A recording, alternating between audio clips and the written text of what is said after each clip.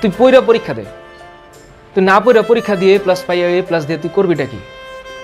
ওই এ প্লাসটা দিয়ে হবে কি? কোনো লাভ নাই।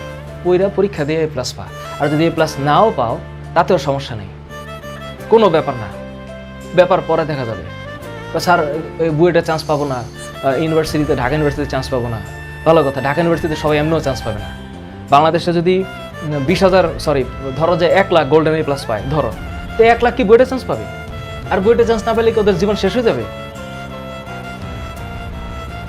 চিল, লাইফটা অনেক বড়, সাকসেসের কোনো ল্যান্ডমার্ক নাই, কোনো ল্যান্ডমার্ক নেই। হ্যাঁ, বুয়েটে চান্স পাইলে জীবনে সাকসেসফুল হওয়ার মানে গতানুগতিক সামাজিক ব্যবস্থায় সাকসেসফুল হওয়ার পসিবিলিটি বেশি।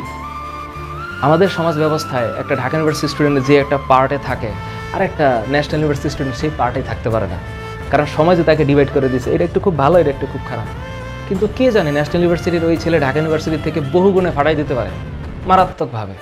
কোথায় গিয়া কি হয়ে যাবে ঢাকা ইউনিভার্সিটি স্টুডেন্ট টেরও পাইতে না পারে।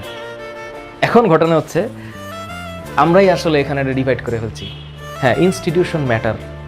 ভালো স্টুডেন্ট ভালো জায়গায় পড়বে, ভালো জায়গায় স্টুডেন্টই ভালো হবে, সত্য কথা। ইনস্টিটিউশন ফ্যাক্টর, কিন্তু ওই স্টুডেন্টই ওই ইনস্টিটিউশনই একমাত্র সলিউশন না, আরও সলিউশন আছে জীবনে।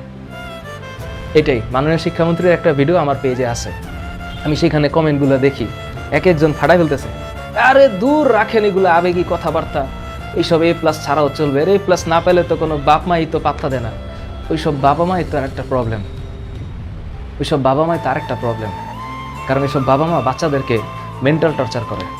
আমি জানি, আমার জীবনে আছে, নিজেই প্রুফ আছি, কিন্তু এগুলো সমস্যা, ডেঞ্জারাস প্রবলেম।